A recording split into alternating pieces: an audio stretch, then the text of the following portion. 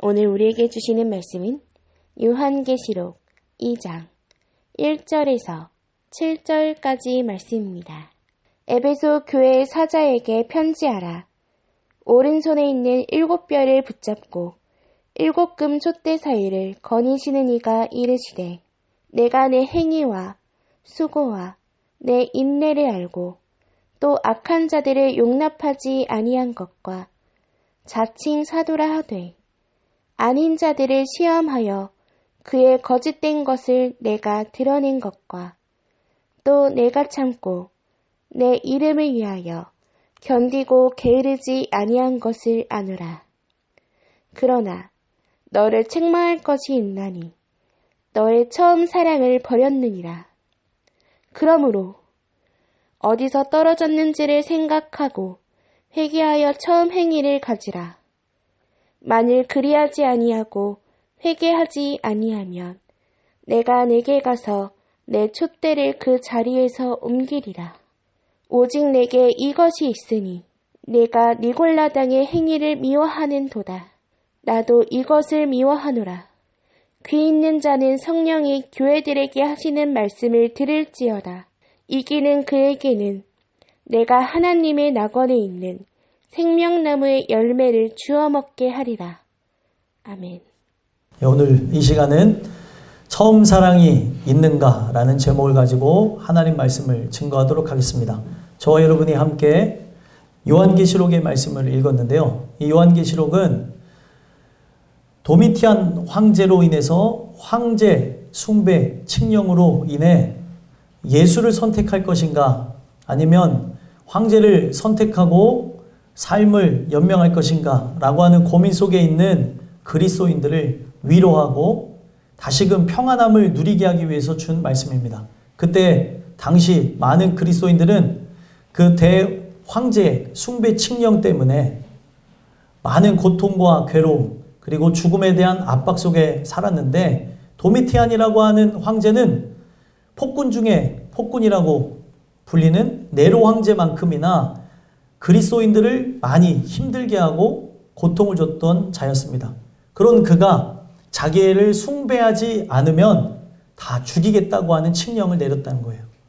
그런 상황 속에서 많은 그리스도인들이 갈등하게 되어졌고 또 심지어 세상과 타협하며 그리스도를 포기하게 되는 그런 사람들이 나오게 됨에 따라 요한은 반모섬에서 요한계시록을 통해 그들이 끝까지 포기하지 않고 이 주신 말씀을 통해 위로와 평안을 얻으며 반드시 승리할 거라고 하는 확신을 주기 위해서 쓴 이 책을 통해 그들이 힘을 얻기를 바랬다는 거예요. 오늘 여러분들과 제가 요한계시록을 함께 접하면서 공포의 말씀으로 두려움의 말씀으로 종말이 올 때 이런 현상이 일어난다고 하며 그 현상에만 집중하는 상당수의 사람처럼 나가는 것이 아니라 그때 당시의 그리스도인들처럼 이 말씀을 통해 힘과 위로를 받으며 평안함을 누리게 되는 승리자들이 되셨으면 좋겠습니다. 그래서 오늘 말씀을 보시면 오늘 말씀은 7교회 중에 한 교회인 에베소 교회를 향해서 주시는 말씀인 걸 볼 수 있어요. 그 에베소 교회를 향해서 예수 그리스도를 통해 주시는 말씀으로 인해 딱 한 가지 주제를 갖고 그들을 돌아보게 하고 그들을 세상 말로 쪼으면서 한 가지 하나의 말씀을 돌아보게 하십니다. 그 말씀이 내용이 뭐예요? 처음 사랑이 있는가? 오늘 저와 여러분은 처음 사랑이 있는가? 라는 말씀을 통해 스스로를 점검해 보며 돌아보건대 여러분들이 구원받은 사람이라고 한다면 오늘 말씀이 여러분들에게 해당되는 말씀이에요. 이 말씀은 구원받았다고 자부하며 살아가는 그리스도인들 향해서 준 말씀입니다. 아직 내가 주의 은혜로 거듭나지 않았다고 한다면 나에게 저 하늘로부터 내려오는 이 세상에 불순물이 없는 놀라운 사랑을 달라고 여러분들 기도하시며 그 사랑으로 충만케 되길 바라고 또 그 충만함을 잃어버린 자가 바로 내 모습이라고 한다면 이 말씀을 통해 처음 사랑을 회복하게 되는 그런 존귀한 은혜가 있게 되기를 간절히 소망합니다. 그래서 본문을 보시면 1절에 한번 읽어볼까요? 읽어보겠습니다. 시작. 에베소 교회의 사자에게 편지하라. 오른손에 있는 7뼈를 붙잡고 7근 촛대를 사이를 거니시는 이가 이르시되 아멘. 이 내용을 보니까 수수께끼처럼 분명히 쓰여져 있는 것 같은데 차근차근 보게 되어지면 지금 7뼈를 붙잡고 오른손을 7뼈를 붙잡고 7금 촛대 사이를 거니시는 이가 있다는 걸 얘기하고 있어요. 그 분이 임하여서 우리에게 예언되어진 말씀을 준다라고 하는 걸 볼 수 있습니다. 그러면은 지금 오른손에 7뼈를 붙잡고 7금 촛대를 사이를 거니시는 이가 누군가 질문을 던질 수 있잖아요. 그분이 누군가에 대한 내용은 요한계시록 1장 9절에서부터 16절까지 내용을 통해서 이야기를 하고 있습니다. 그분이 누구시라는 거예요? 예수 그리스도시다 라고 이야기를 하고 있다는 거예요. 그러면 그 예수님이 오늘 이 내용을 통해서 이야기하고 있는 게 무엇이냐면 자, 에베소 교회를 향해서 편지했다고 얘기하죠. 에베소 교회 사람들을 향해서만 주시는 말씀이에요. 그러면은 이 내용을 통해 이야기하고 있는 게 여러분들은 이런 생각을 가질 수 있잖아요. 나는 에베소 교인이 아닌데 이런 생각을 가질 수 있잖아요. 에베소 교인과 같은 상황에 놓여진 사람, 또 그런 성품과 그런 성정을 갖고 나가는 사람, 신앙의 어떤 유형적으로 볼 때, 신앙의 과정을 볼 때 이와 같은 현상과 문제에 있는 사람인가 돌아보라는 차원에서 줬다는 거예요.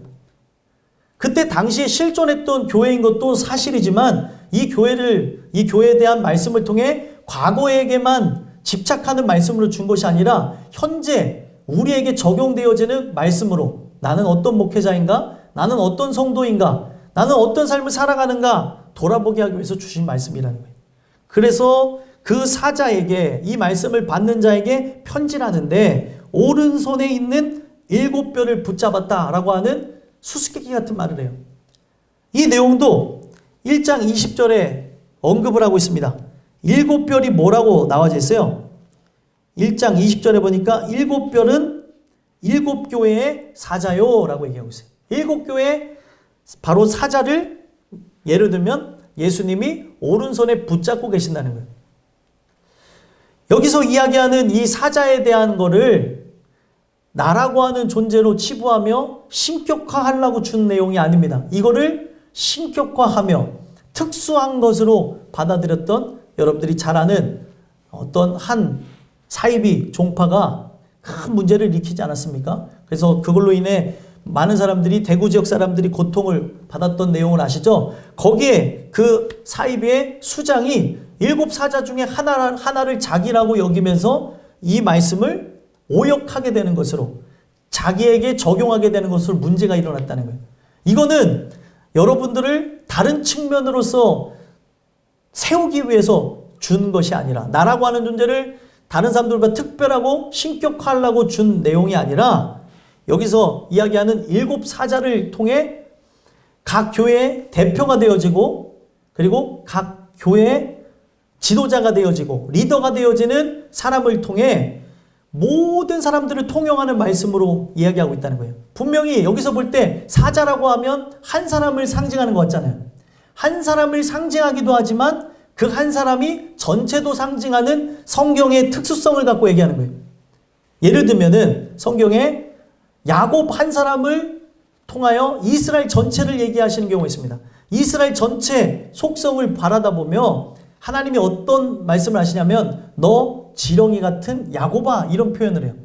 야곱에게 준 말씀이 아니고 야곱의 족속이자 후예인 이스라엘 백성에게 준 말씀이에요. 근데 하나님이 이스라엘 전체를 향해서 주는 말씀을 꼭 한 사람을 바라보며 이야기하듯이 준다는 거예요. 그래서 이 내용은 한 사람을 향해서 준 말씀이기도 하지만 전체를 향해서도 준 말씀으로 여러분들이 이 말씀을 받아 누리며 살아가는 존재로 살기를 원하시는 그 차원에서 줬다는 거예요. 오른손에 붙잡힌 7명의 사자와 같이 이 말씀을 특별하게 받아들이는 에베소 교회의 한 사람이 그 한 사람을 오늘도 말씀을 통해 찾아 나서시는데 그 사람이 바로 여러분들이 되길 바라며 그 한 사람 한 사람마다 각자 이 은혜를 누리며 오른손에 붙잡힌 바 되어진 자로 살아가고 있음을 기억하라는 겁니다. 오른손이 상징하고 있는 게 뭐예요? 성경에서 말하는 이 오른손 자체는 우리 한국 사람들은 바른 손이라고도 하죠. 그래서 이 오른손에 갖고 있는 의미는 의를 상징하기도 하고, 그리고 힘과 능력을 상징하는 차원에서 오른손을 사용한다는 거예요. 그래서 의로운 오른손으로 이스라엘 백성들을 붙드신다는 말씀이 성경에 존재하는 게, 하나님이 불안정하고 자기 뜻대로 살아가는 이스라엘 백성을 붙잡고 이끌어 가신다라는 것을 보여주는 거예요. 그래서 여기서 붙잡는다는 이 표현이 굉장히 중요한 게, 나를 이끌고 나간다고 하는 측면에서. 그러니까 여러분들과 저의 의지는 육체를 입고 있어서 하나님 뜻대로 살고 싶지 않은 그런 모양도 나오게 되는데, 그런 나를 붙잡아서 자신의 의지로 견인해 가신다라고 하는 차원에서 나를 붙잡고 계신다는 거예요. 오늘 여러분들과 제가 이 내용을 통해 오른손에 붙잡힌 바 되어진 존재로 살아가게 되어질 때에 여러분들은 빛을 잃지 않는 그런 별과 같은 존재가 된다는 것을 설명해 주고 있는 거예요. 성경은 본질의 빛이 있습니다. 그 본질의 빛에 의해서 본질의 빛에 의해서 빛나게 되어지는 발광체의 이야기를 하고 있어요. 그럼 그 본질의 빛은 뭘 상징하냐? 십자가에서 비춰주시는 예수의 얼굴에 있는 복음의 광채를 상징하는 거예요. 그걸 통해 구원하기로 하나님께서는 정하셨다라고 하는 거예요. 자신에게서 나오는 빛으로. 그래서 성경에 창세기에 보게 되면 빛이 있으라는 말씀과 함께 시작을 하죠. 그 빛이 있으라는 그 말씀과 함께 낮과 어둠으로 나뉘게 되면서 그 어둠 가운데 빛이 비춰지는 그 역사를 설명해 주고 있다는 거예요. 그래서 요한복음에서도 이 말씀을 그대로 가지고 와서 빛이 어둠에 비치되 어둠이 깨닫지 못하더라. 구원받지 못하는 자들에게 본질의 빛이 비춰졌으나 깨닫지 못하는 역사들을 얘기해 주고 있어요. 오늘 여러분들이 그 본질의 빛을 통해서 구속함을 얻고 하나님의 은혜를 통해 새롭게 되어지는 존재가 되었다면, 그 창조를 경험하는 존재가 되었다면 어떤 일이 일어나냐면 여러분들은 발광체로 그 빛을 내뿜는 존재가 되어진다는 거예요. 내가 스스로 빛을 내는 게 아니라 빛을 반사하는 그 발광체가 되어진다는, 반사체가 되어진다는 걸 성경에서 얘기해 주고 있다는 거예요. 그래서 본질의 빛을 창조한다는 창세기 1장의 그 말씀을 통해서 온 세상이 빛나게 되어진 것처럼 해가 창조되어짐으로 뭐가 빛나는 것을 성경에 상징하고 있어요? 달과 별이 빛나는 걸 상징하고 있죠. 이거는 본질의 빛에 의해서 반사되어질 존재가 있다는 걸 얘기하는 거예요.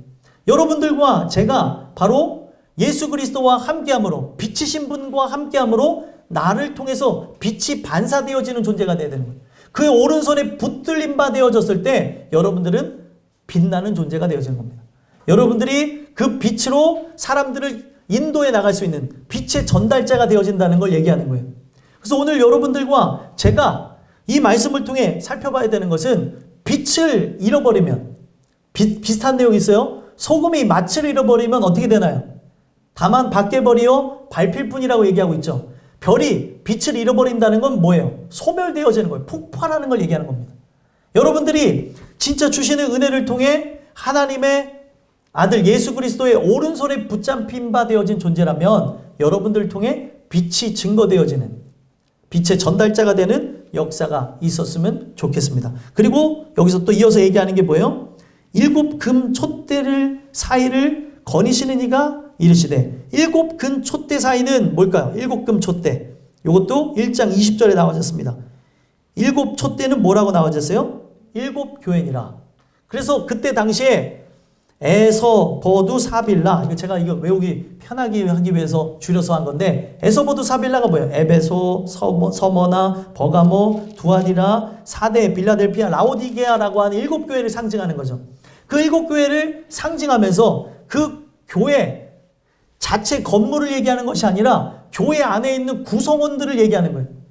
오늘 여러분들이 오른손에 붙잡힌 바 되어질 때 그 빛을 잃어버리지 않는 7별과 같이 되어지는 거고, 그 교회의 일원으로서 여러분들이 하나님 주시는 은혜를 통해 빛의 전달자가 되어짐을 그렇게 설명해 주고 있는 겁니다. 그래서 여러분들은 일곱 금촛대가 뭐라고요? 일곱 교회를 상징하는 건데 그 일곱 교회 중에 하나인 이 에베소에 전달하는 이 말씀을 통해 여러분들 스스로가 그리스도와 함께함으로 빛의 전달자가 되길 소망하시라는 거예요. 왜 이 얘기를 시작하는 줄 아십니까? 금촛대 사이를 거니시는 이가, 금촛대가 교회라고 생각해 보세요. 여러분들 자신이라고 생각해 보세요. 거기에 사이에 누가 계세요? 예수님이 계시는데 그 예수님이 오늘 이 주시는 말씀을 통해 스스로를 돌아보고 점검하고 회개하고 돌아오지 않는다면 이 촛대를 어떻게 한다는 것을 얘기하고 있는 거예요? 옮겨버리겠다고 얘기하는 거예요. 촛대를 옮겨버리겠다. 교회 자체를 옮겨버리겠다. 바로 성전 자체인 여러분들 자신에게서 하나님이 가지셨던 그 소망을 옮겨버린다고 하는 건 어떤 의미예요? 나는 멸망으로 나가는 거고 소망이 없는 상태로 나간다는 걸 얘기하는 거예요. 이 얘기를 통해 하나님이 의도하고픈 그 이야기를 여러분들이 캐치하시면서 하나님이 바라시는 건 뭐예요? 나를 촛대를 옮기겠다고 얘기하시는 것이 아니라 이 내용을 통해 내 스스로가 혹시 잘못된 모습은 없는가 돌아다보며 점검해 보라는 거예요. 나는 신앙생활을 열심히 하며 거듭났다고 말은 하지만 그 삶과 괴리감이 있다면 지금 내가 은혜 받았으나 은혜로 충만하지 않은 상태로 죄악과 더러움에 얼룩져서 살아가는 존재인지 아니면 거듭난 적이 없는 채 살아가는 건지 살펴보라는 거예요.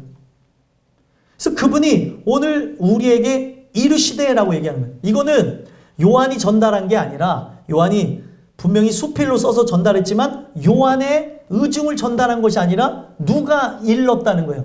예수님이 하신 말씀이라는 것을 그들에게 주지시키면서 줬다는 겁니다.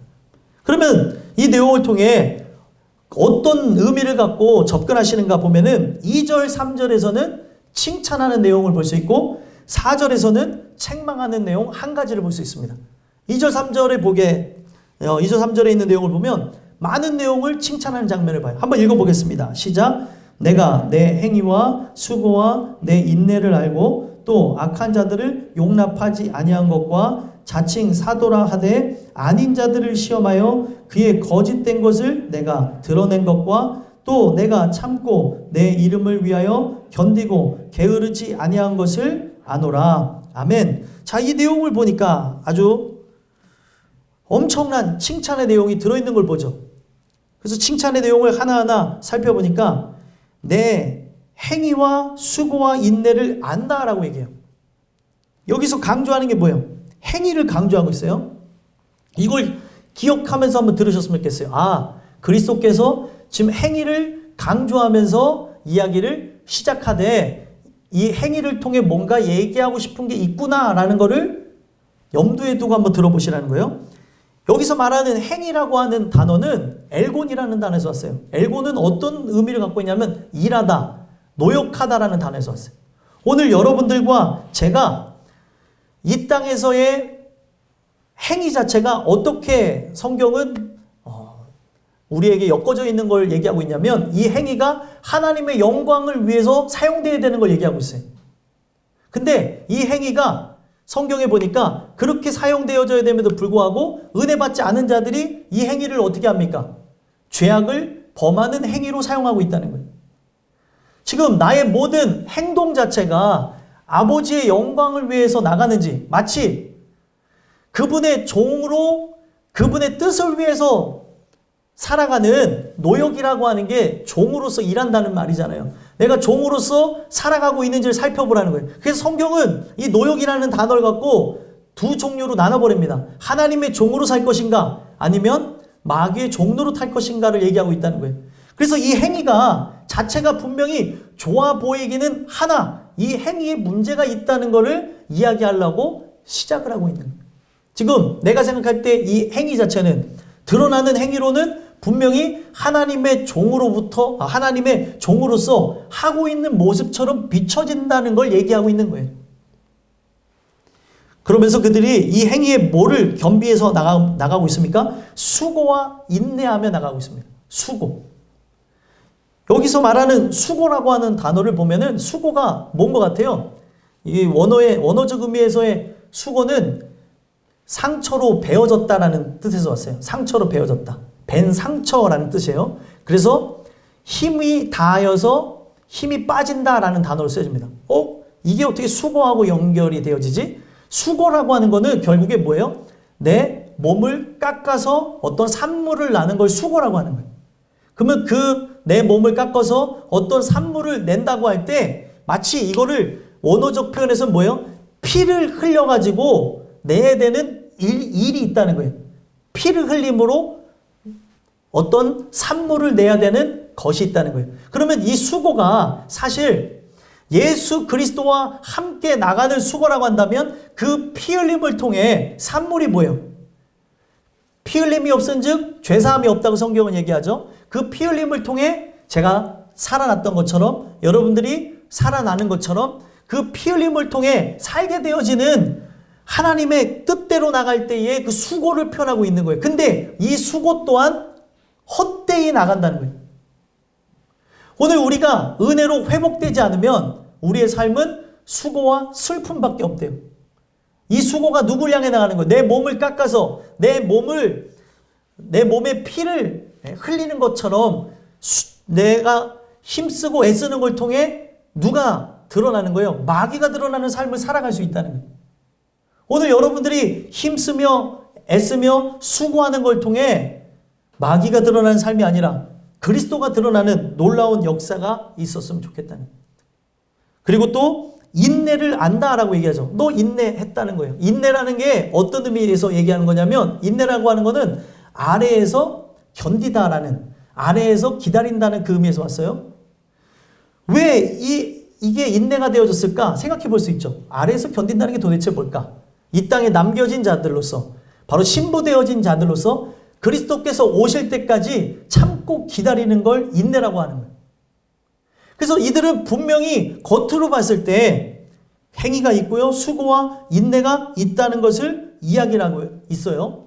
그리고 또 심지어 악한 자들을 용납하지 아니한 것 그것도 안 돼요. 악한 자들에 대해서 용납하지 않는 분이 누구예요? 성경에 보니까 하나님이죠. 죄를 인정하지 않는 분이 하나님이에요. 그럼 이들의 모습을 볼 때는 분명히 그리스도인의 모습이죠. 이들의 모습을 볼 때는 분명히 은혜로운 사람의 모습을 갖추고 있다는 걸 얘기하고 있는 겁니다. 이 얘기의 핵심이 뭐냐면 반전이 있다는 걸 얘기하려고 지금 쭉 나열해 나가고 있는 거예요. 너가 분명히 악한 자를 용납하지 않은 것도 내가 알고 있다. 그리고 또 자칭 사도라고 하되 아닌 자들을 시험하여서 그의 거짓된 것을 내가 드러낸 것도 내가 안다라고 얘기하는 거예요. 자칭 사도라는 자들이 교회 안에 들어와서 어지럽히고 고통을 줬었나 봐요. 거짓 교사들이 교회 안에 들어와서 다른 가르침을 줬었던 것 같습니다. 그런 자들을 이들이 시험했대요. 시험이라는 단어가 찌르다는 단어예요. 찔러서 확인해 봤다는 거예요. 찔러 확인해 봤더니 가짜라는 거예요. 진짜인 줄 알았는데 겉으로 봤을 땐 금인 줄 알았더니 물어보니까 뭐예요? 금이 아니었던 거죠. 그런 것처럼 시험을 해봤대요. 테스트를 해봤더니 이들이 거짓된 자라는 게 드러났다는 거예요. 그러면 이 내용을 볼 때 이들은 진짜 은혜로운 사람이 아닌가 라는 생각을 갖고 이 내용을 쭉 볼 수 있어요. 이 겉으로 드러나는 모습을 통해서 볼 때요. 또 심지어 여기 3절에 보게 되어지면 더 나아가서 이들이 한 행동 중에 견디고 게으르지 아니한 걸 안다. 계속 2절에 대한 내용이 반복이에요. 같은 단어가 반복되어지고 있습니다. 수고라는 단어 그리고 인내라는 단어가 반복되어지면서 너가 이렇게 참고 나간 걸 안다고 얘기하는 거예요. 뭐 때문에 견뎠대요? 참은 것도 견딘 것도 게으르지 아니한 것도 바로 예수 그리스도의 이름을 위해서 했다는 것을 알겠다는 거예요. 그러면은 우리가 이 말씀을 접근해 볼 때 이들이 지금 여기 칭찬받은 내용으로는 문제가 있습니까? 없습니까? 문제가 전혀 없는 듯한 모습이라는 거예요. 이게 반전의 이야기를 하려고 쭉 설명해 나가는 겁니다. 분명히 너가 내 이름을 위하여서 내 이름을 아는 자로 이와 같이 행동한 거 아니냐? 그 얘기를 하는 거예요. 이름이라고 하는 이 뜻 자체가 알다라고 하는 거에서 왔거든요. 우리가 누군가의 이름을 안다는 것은 그 사람과 어떤 추억이 있고 경험했기 때문에 알게 되는 거잖아요. 그러면은 너가 이렇게 한 거는 분명히 나를 알고 한 게 아니냐? 나를 아는 것 때문에 참고 인내하며 견디며 게으르지 아니한 거 아니냐? 그런 행위를 한 게 그런 거 아니냐? 얘기를 하는 거예요. 근데 문제가 있다는 거예요. 분명 그렇게 한 것처럼 드러난 모습이 있지만 문제가 있다고 합니다. 4절 한번 읽어보겠습니다. 어떤 문제인지 읽어보겠습니다. 시작. 그러나 너를 책망할 것이 있나니 너의 처음 사랑을 버렸느니라. 아멘. 책망할 게 분명히 한 가지예요. 근데 이 한 가지를 통해 전체를 아우르는 걸 볼 수 있습니다. 드러나는 모습으로는 분명히 문제가 없는 듯 하죠. 근데 근본이 잘못되어졌다는 거예요. 겉으로는 분명히 그렇게 예수의 이름을 알고 하는 듯 하나 그 예수께서 주신 사랑을 잃어버린 채 하고 있다는 거예요. 사람은 겉과 속이 다르게 행동할 수 있나요? 그렇죠. 저를 보면서 누군가 환하게 웃으면서 안녕하세요 하면서 인사할지라도 속으로는 안녕하지 못합니다 이럴 수 있죠. 언어 순화해서 얘기한 거예요. 속으로는 아유 저를 보면서 비난할 수도 있는 거 아니에요? 속마음은? 근데 웃으면서 인사할 수 있다는 거예요. 사람은 겉과 속이 다를 수 있는 겁니다. 여기서 지금 이들이 드러난 이 모든 모습 자체는 어떤 종교적인 행위에 입각해서 습관에서 나온 행동이지 지금 제일 중요한 마음이 함께하는 사랑이 함께하는 상태의 모습이 아니었다는 거예요. 그래서 인간이 봉사를 한다 할지라도 봉사할 때도 좋은 마음으로 할 수 있지만 좋지 않은 마음으로 할 수 있는 거를 역설적으로 또 볼 수 있는 겁니다. 그래서 여기서 얘기하고 있는 게 무엇이에요? 처음 사랑을 버렸다는 거. 처음 사랑이 도대체 뭐길래 처음 사랑을 버렸다고 하는가? 라고 하는 생각을 가질 수 있잖아요. 처음 사랑이 뭐냐면 하나님께서 그 은혜 받은 자에게 구원받은 자에게 줬던 첫 번째 사랑. 하나님께서 은혜를 통해서 저 하늘의 것을 주셨던 예전의 사랑을 의미하는 거예요. 그러면 하나님의 사랑 자체는 고귀하고 그리고 영원하고 그리고 이것 자체는 이 세상에서 본 적이 없는 불순물이 투영되지 않은 상태의 사랑을 이야기하는 거예요. 근데 이 사랑을 어떻게 했다는 거예요? 버렸다는 거예요.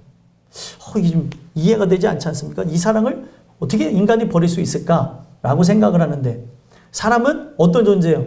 살아감에 있어서 삶 속에 익숙해지는 존재가 사람입니다.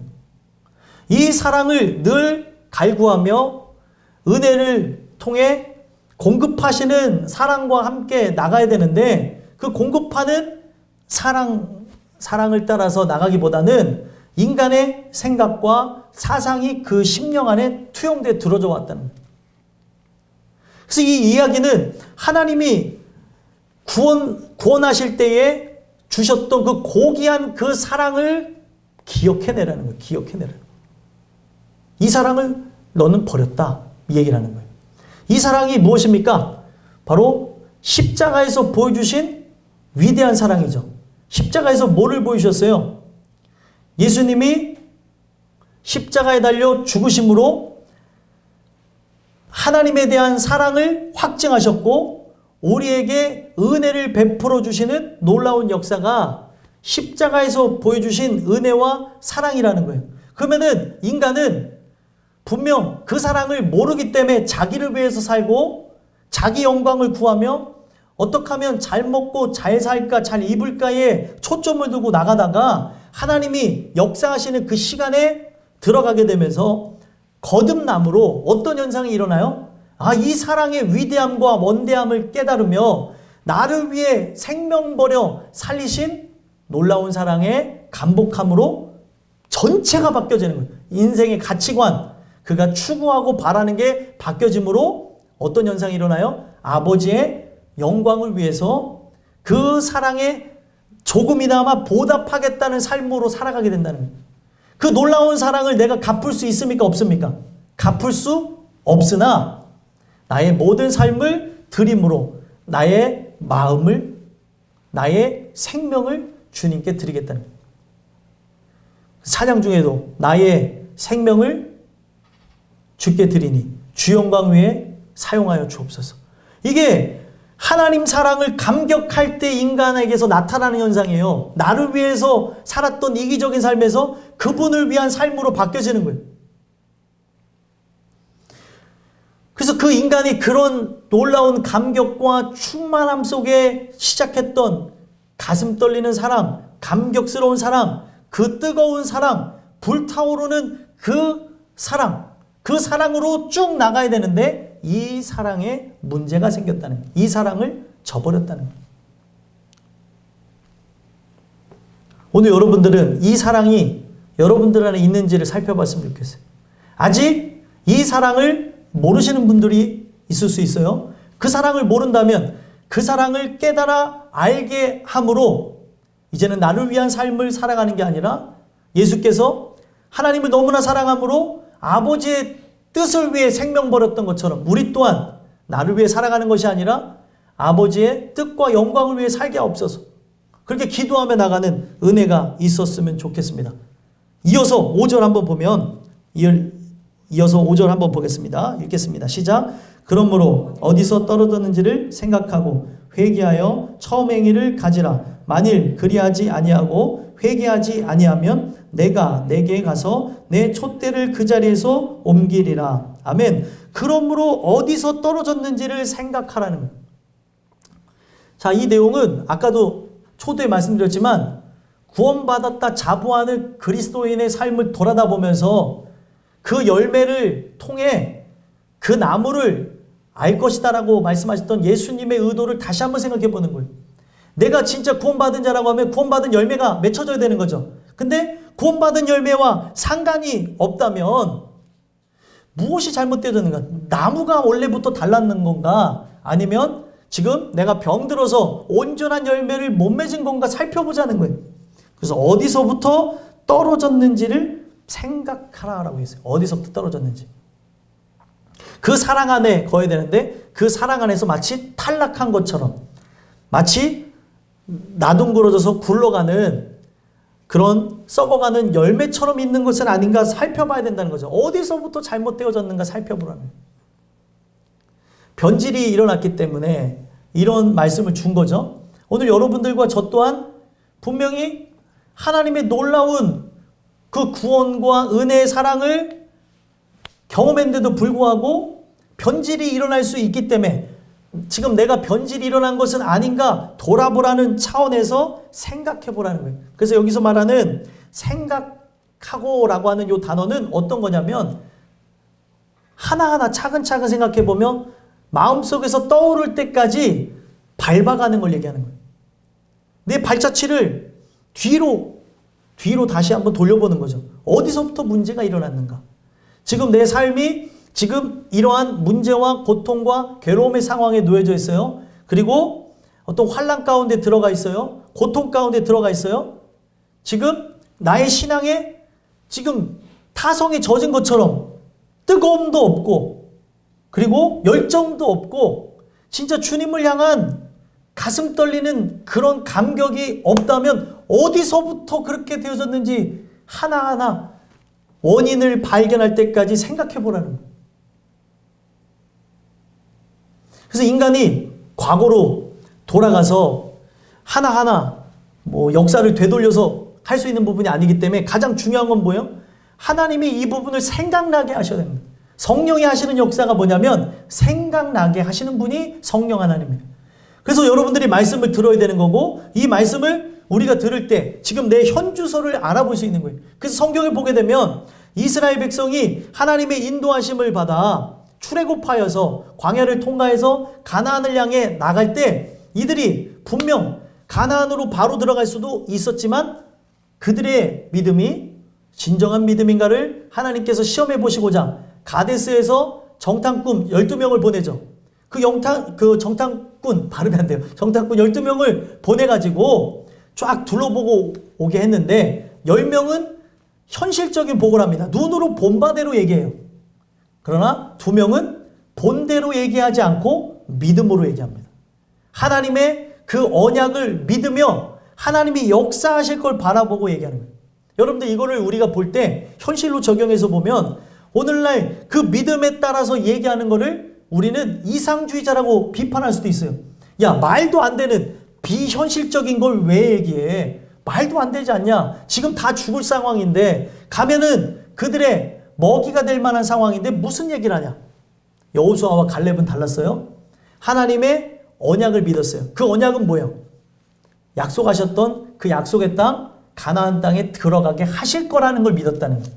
그 상황, 환경, 형편, 처지에 속지 않았다는 거예요. 마귀는 지금 이런 걸 갖고 여러분들을 속일 수가 있는 거예요. 내게 있는 문제와 고통과 괴로움이 일어나게 되면서 하나님이 나를 사랑하지 않는 건 아닌가? 그런 착각에 빠지기도 하고 나는 문제가 있는 거 아닌가? 문제가 없는데 문제가 있다고 생각하기도 하고 지금 내가 바라봐야 되는 건 언약인데 그 언약을 바라보기보다 생각 노름에 빠져서 지금 내 눈앞에 있는 일들을 바라보며 절망하고 좌절하게 사탄이 유도해 나가고 있다는 거예요. 마귀가 하는 게 그런 거예요. 지금 네가 눈으로 보고 있지 않냐? 눈으로 느끼고 있지 않냐? 이게 현실이야. 오늘 여러분들과 제가 살펴봐야 되는 게 뭐냐면 결국에 그들은 여호수아와 갈렙의 이야기를 믿지 못하고 나가게 됨에 따라 어떻게 인생의 결과를 맞이합니까? 출애굽 1세대는 결국에 광야에서 다 죽음을 당하게 됩니다. 여호수아와 갈렙을 제외한 모든 사람이 다 죽어요. 그러면 그런 그들이 다시금 돌아올 기회를 하나님은 안 주셨냐? 주셨다는 거예요. 그들이 실패했던 가데스에서 다시 모여서 40년 세월을 지낸 다음에 다시금 시작하게 나갈 때 그들은 또다시 길로 인하여서 원망하고 불평함으로 불뱀에 물려 죽었고 또 남아있는 소수의 사람들은 바알, 부올 숭배를 통해 다 죽게 되면서 출애굽 1세대가 사막 한가운데서 다 인생의 종말을 맞이한다는 거예요. 기회를 안 주시는 게 아닙니다. 돌아보지 않았기 때문에 그 하나님의 말씀을 통해 나를 돌아보게 하는 역사가 일어나지 않았기 때문에 그들은 거기서 끝을 맺었다는 거예요. 오늘 이 말씀을 통해 한번 살펴봐야 되는 건 뭐냐면 어디서부터 떨어졌는지를 생각해 보라는 거예요. 성령의 인도하심을 통해 내가 어디서부터 잘못되어졌는지를 생각해 보고 회개함으로 어떤 행위를 가지래요? 처음 행위를 가지라는 거예요. 처음 행위. 그러면 2절 3절에 나온 행위가 어떤 게 빠진 거예요? 분명 그 행위가 나왔죠. 그 행위를 통해 칭찬을 받았지만 그 행위의 중심에 뭐가 빠졌어요? 처음 사랑이 빠진 변질되어진 행위였다는 거예요.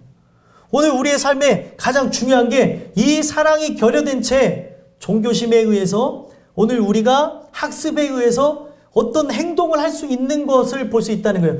그 일을 하는 게 중요한 게 아니라 내 중심, 내 마음 그곳에 바로 하나님에 대한 뜨거운 사랑으로 나가고 있는지를 살펴보라는 거예요. 사랑이 결여된 행위는 의미가 없다는 걸 얘기하면서 만일 그리하지 아니하고 회개하지 아니하면 어떻게 한대요? 내가 내게 가서 내 촛대를 그 자리에서 옮기리라. 가장 중요한 게 뭐예요?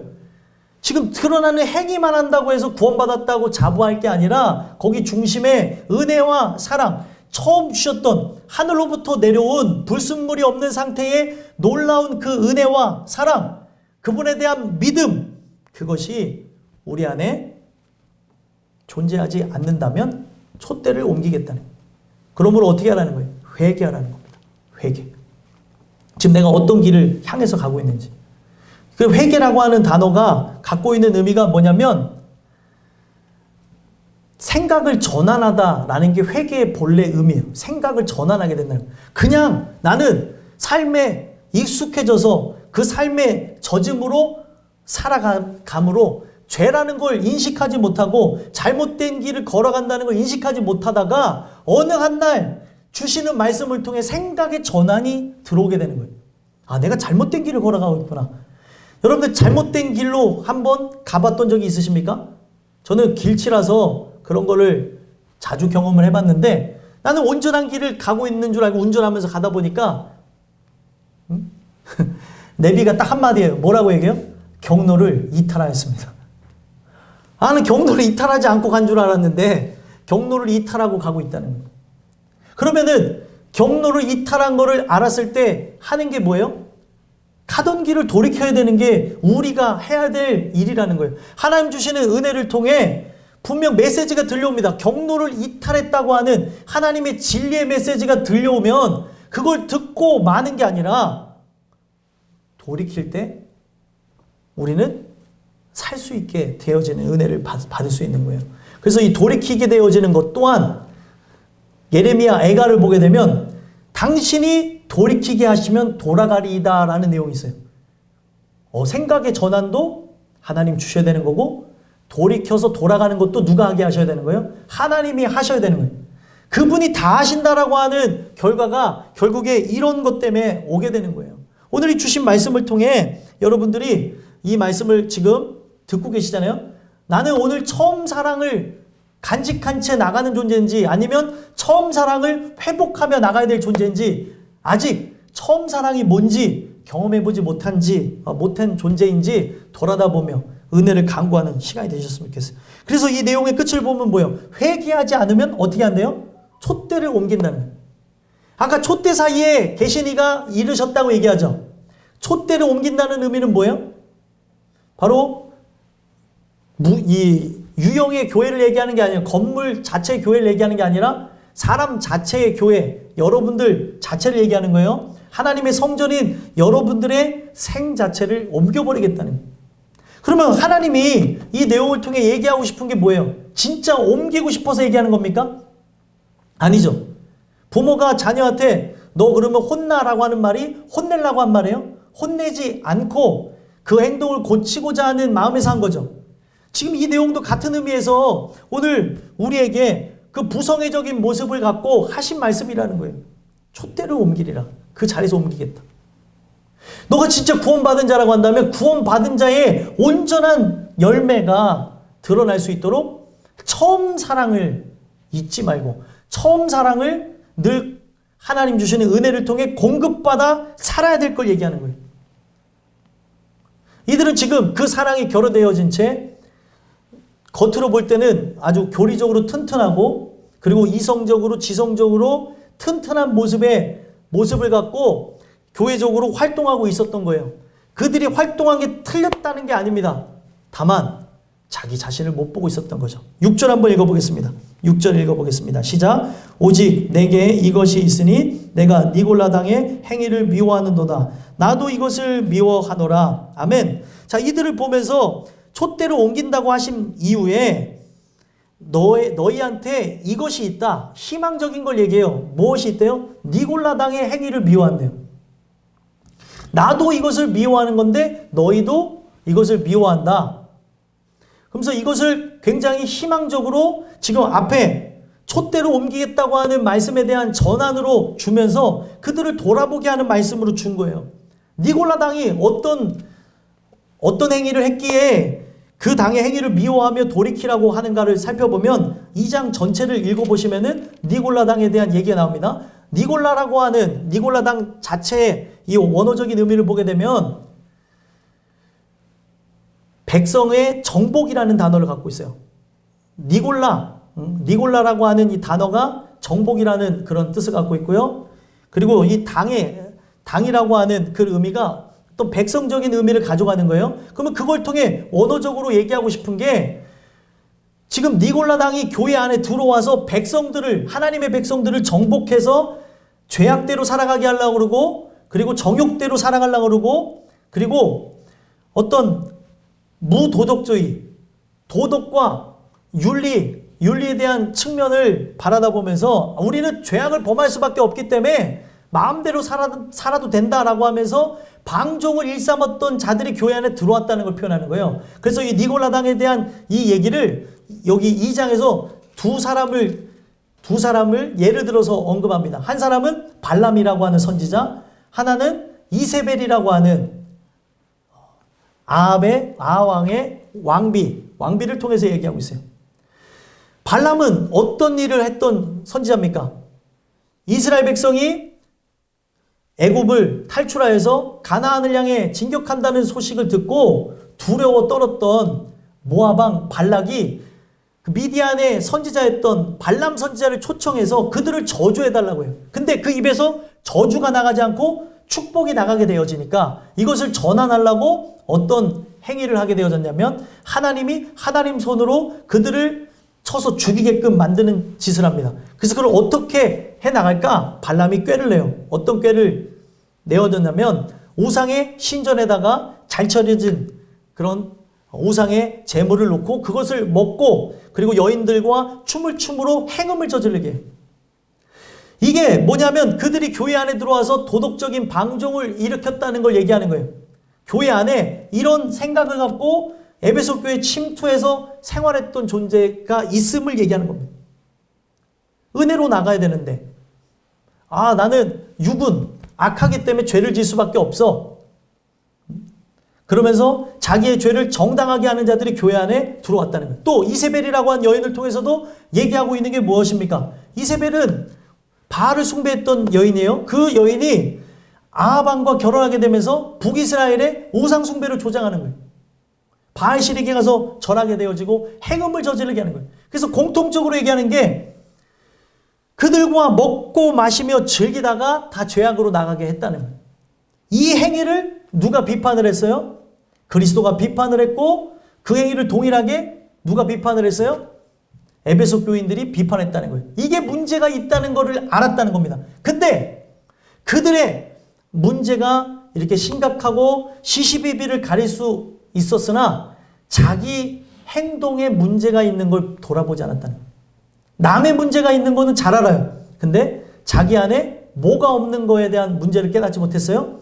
처음 사랑을 잃어버린 거에 대한 지금 저렇게 도덕적으로 방종하는 니골라당의 행위를 닮아가고 있는 그들은 육적으로 행음을 저지르고 방종하고 살았어요. 근데 영적으로 행음을 저지르고 있었던 에베소 교회 다수의 교인들의 모습을 돌아보겠다는 거예요.